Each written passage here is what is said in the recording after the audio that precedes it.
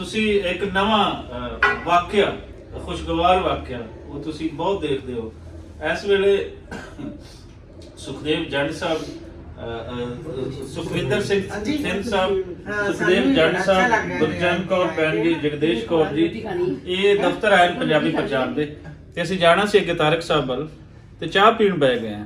ਤੇ ਜਿੱਥੇ ਪੰਜਾਬੀ ਪੰਜਾਬ ਦਾ ਦਫ਼ਤਰ ਹੈ ਉਸ ਦੇ ਉੱਪਰ ਮਾਂਜੀ ਹੋਰੀ ਰਹਿੰਦੇ ਤੇ ਜਦੋਂ ਅਸੀਂ ਗੱਡੀ ਤੋਂ ਉਤਰੇ ਆ ਤੇ ਇਹਨਾਂ ਨੇ ਦੇਖਿਆ ਤੇ ਇਹਨਾਂ ਨੇ ਫੈਸਲ ਜਿਹੜੇ ਆਪਣੇ ਕੈਮਰਾਮੈਨ ਨੇ ਉਹਨਾਂ ਨੂੰ ਕਾਲ ਕੀਤੀ ਹੈ ਕਿ ਮੈਂ ਜਿਹੜੇ ਪ੍ਰਾਹੁਣੇ ਆਏ ਨੇ ਉਹਨਾਂ ਨਾਲ ਮਿਲਣਾ ਚਾਹ ਰਹੀ ਹਾਂ ਤੇ ਇਹ ਇਤਨੀ ਮੋਹ ਹੈ ਇਤਨੀ ਮੁਹੱਬਤ ਹੈ ਕਿ ਮਾਂ ਜੀ ਉੱਪਰੋਂ ਆਏ ਥੱਲੇ ਬੜੇ ਔਖੇ ਉਤਰੇ ਤੇ ਇਸ ਟਾਈਮ ਇਹਨਾਂ ਦੇ ਕੋਲ ਬੈਠੇ ਤੇ ਮੈਨੂੰ ਤਾਂ ਵੇਖ ਕੇ ਬੜਾ ਚੰਗਾ ਲੱਗਾ ਕਿ ਲੋਕਾਂ ਦੀ ਮੁਹੱਬਤਾਂ ਤੁਸੀਂ ਦਿਲਾਂ ਦੇ ਵਿੱਚੋਂ ਨਹੀਂ ਕੱਢ ਸਕਦੇ। ਆਵਾਮ ਦੇ ਵਿੱਚ ਆਵਾਮ ਲਈ ਜਿਹੜਾ ਪੀਪਲ ਟੂ ਪੀਪਲ ਕੰਟੈਕਟ ਹੈ ਉਹ ਬਹੁਤ ਗਹਿਰਾ ਹੈ, ਉਹ ਮੁਹੱਬਤੀ ਜਿਹੜਾ ਹੈ ਰੰਗ ਹੈ ਉਹ ਬਹੁਤ ਗਹਿਰਾ ਹੈ। ਇਸ ਵੇਲੇ ਤੁਸੀਂ ਦੇਖ ਸਕਦੇ ਹੋ ਔਰ ਇਹ ਕੋਈ ਮੈਂ ਇੱਕ ਦਾਅਵੇ ਦੇ ਨਾਲ ਕਹਿਣਾ ਕਿ ਇਹਦੇ 'ਚ ਕੋਈ ਸਕ੍ਰਿਪਟਡ ਵੀਡੀਓ ਕੋਈ ਚੀਜ਼ ਨਹੀਂ ਹੈ। ਬਹੁਤ ਸਾਰੇ ਲੋਕ ਕਹਿੰਦੇ ਨੇ ਕਿਸ ਤਰੀਕੇ ਦੇ ਜਿਹੜੇ ਇਨਸੀਡੈਂਟ ਹੁੰਦੇ ਨੇ ਉਹ ਸਕ੍ਰਿਪਟਡ ਹੁੰਦੇ ਨੇ ਲੇਕਿਨ ਅਸੀਂ ਸਕ੍ਰਿਪਟਡ ਨਹੀਂ ਕਹਿੰਦੇ ਆ ਇਹ ਕੁਦਰਤੀ ਜੇ ਔਰ ਇਹ ਨੈਚੁਰਲੀ ਜੇ ਇੱਕ ਦੂਜੇ ਦੀ ਮੁਹੱਬਤ ਤੇ ਇਹ ਸਾਹਮਣੇ ਬੈਠੇ ਨੇ ਕਰੋ ਗੱਲ।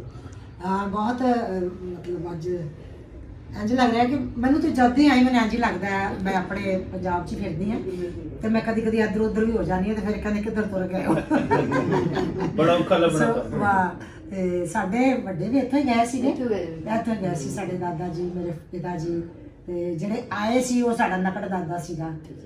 ਉਧਰੋਂ ਜ਼ਮੀਨਾਂ ਜਦੋਂ ਮਿਲੀਆਂ ਨੇ ਤੇ ਅਸੀਂ ਫਿਰ ਉਸੇ ਆਪਣੀ ਹੁੰਦਰ ਜਗ੍ਹਾ ਨੂੰ ਸਲਾਮ ਕਰਨਾ ਅਸੀਂ ਆਪਣੇ ਪੁਰਾਣੇ ਪਿੰਡ ਜਾ ਕੇ ਆਏ ਹਾਂ ਜਿਹੜਾ ਲਾਲਪੁਰ ਦੇ ਵਿੱਚ ਜਿਹਨੂੰ ਫੈਸਲਾਬਾਦ ਕਹਿੰਦੇ ਨੇ ਉੱਥੇ ਨੇੜੇ ਗੱਟੀ ਪਿੰਡ ਦਾ ਨਾਮ ਜੀ ਚੱਕ ਨੰਬਰ 202 ਤੇ ਉੱਥੇ ਅਸੀਂ ਜਾ ਕੇ ਆਏ ਆ 4 ਦਿਨ ਪਹਿਲਾਂ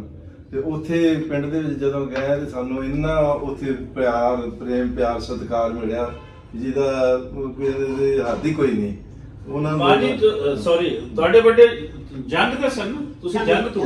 ਇਹ ਲੈਲਪੁਰ ਤੋਂ ਵੀ ਅੱਗੇ 100 ਕਿਲੋਮੀਟਰ ਅੱਗੇ ਜਾਈਏ ਤੇ ਜੰਗ ਤੋਂ ਤੁਹਾਨੂੰ ਕਿਉਂ ਲੱਗਾ ਕਿ ਸਰਦਾਰ ਆਏ ਨੇ ਮਿਲਣ ਜਾਣਾ ਤੁਸੀਂ ਜਾਣਦੇ ਪਹਿਲਾਂ ਮਿਲੇ ਸਰਦਾਰਾਂ ਨੂੰ ਕਦੇ ਨਹੀਂ ਫਿਰ ਕਿਵੇਂ ਪਤਾ ਸੀਗਾ ਕਿ ਸਰਦਾਰ ਨੇ ਪਗੜੀ ਤੋਂ ਪਹਿਚਾਣ ਸਰਦਾਰਾਂ ਦੀ ਇਹ ਤੇ ਹੁਣ ਕਿਵੇਂ ਲੱਗਿਆ ਚੰਗਾ ਲੱਗਿਆ ਮਿਲ ਕੇ ਚੰਗਾ ਲੱਗਾ ਤੁਸੀਂ ਪਹਿਲੀ ਵਾਰੀ ਮਿਲੇ ਬਹੁਤ ਅੱਛਾ ਲੱਗਿਆ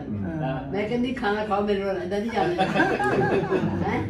ਕੀ ਖਵਾਓਗੇ ਜੋ ਖਾਣਗੇ ਇਹ ਵੇਖੋ ਜੀ ਤੁਹਾਡਾ ਹੀ ਜਿਹੜਾ ਇਹਦਾ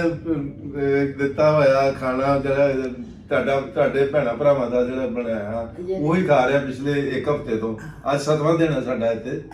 ਅਸੀਂ 16 ਤਰੀਕ ਨੂੰ ਆਏ ਸੀਗੇ ਤੇ ਹਫ਼ਤਾ ਕਾਲੇ ਹੋਰ ਰਹਿਣਾ ਹੋਰ ਇਥੋਂ ਦਾ ਅੰਜਲ ਜਿਹੜਾ ਜਿੰਨਾ ਚਿਰ ਹੈਗਾ ਉਹ ਖਾਵਾਂਗੇ ਪੀਵਾਂਗੇ ਪਾਣੀ ਧਾੜੀ ਜੋ ਵੀ ਹੈਗਾ ਜੀ। ਤੇ ਫੈਸਲ ਮੁੰਡਾ ਜਿਹੜਾ ਹੈ ਇਹ ਤੁਹਾਡਾ ਖਿਆਲ ਕੋਲ ਰੱਖਦਾ ਮੈਨੂੰ ਕਹਿਆ ਵੀ ਮਾਂ ਜੀ ਉੱਪਰੋਂ ਕਹਿਣ ਕੰਮ ਤੇ ਕੀਤਾ ਕਰੋ ਜਾਂ ਨਹੀਂ ਕਰਦਾ ਇੱਕ ਲਾਵਾਂਗੇ ਮਾਂ ਜੀ ਕਹਿੰਦੇ ਇੱਕ ਲਾਵਾਂਗੇ ਮਤਲਬ ਕਿ ਇਹਨਾਂ ਨੂੰ ਕੋਈ ਕੰਮ ਨਹੀਂ ਕੀਤਾ ਤੇ ਇਹਨਾਂ ਦੀ ਵੀ ਜੀ ਮੈਂ ਕਿਹਾ ਸੀ ਸਾਡੇ ਕੋਲ ਪ੍ਰਾਹੁਣੇ ਆਏ ਨੇ ਤੋਂ ਇਹਨਾਂ ਦੀ ਅੱਜਕੱਲ ਸੇਵਾ ਕਰ ਰਹੀ ਹੈ ਇੱਥੇ ਹੁੰਦਾ ਨਹੀਂ ਇਸ ਵਜ੍ਹਾ ਤੋਂ ਫਿਰ ਤੁਸੀਂ ਕਹਿ ਰਹੇ ਹੋ ਇੱਕ ਲਾਵਾਂਗੇ ਮਿਲਦਾ ਨਹੀਂ ਤੁਸੀਂ ਖਾਣਾ ਕੱਲ ਦੇ ਦੇਣਾ ਕੋਈ ਨਹੀਂ ਤੁਹਾਡਾ ਦਿੱਤਾ ਹੀ ਖਾ ਰਿਹਾ ਭੈਣ ਭਰਾਵਾਂ ਦਾ ਹੀ ਆ ਤੁਹਾਡੀ ਰਸੋਈ ਹੈ ਸਮਝੋ ਜਿਸ ਜਗ੍ਹਾ ਵੀ ਜਾਂਦੇ ਆ ਉਹੀ ਸਭ ਕੁਝ ਬੜੀ ਸੇਵਾ ਹੋ ਰਹੀ ਜੀ ਜਿੱਥੇ ਵੀ ਜਾਂਦੇ ਆ ਨਾ ਉੱਥੇ ਬਹੁਤ ਹੀ ਸਾਨੂੰ ਸਤਿਕਾਰ ਮਿਲ ਰਿਹਾ ਹੈਗਾ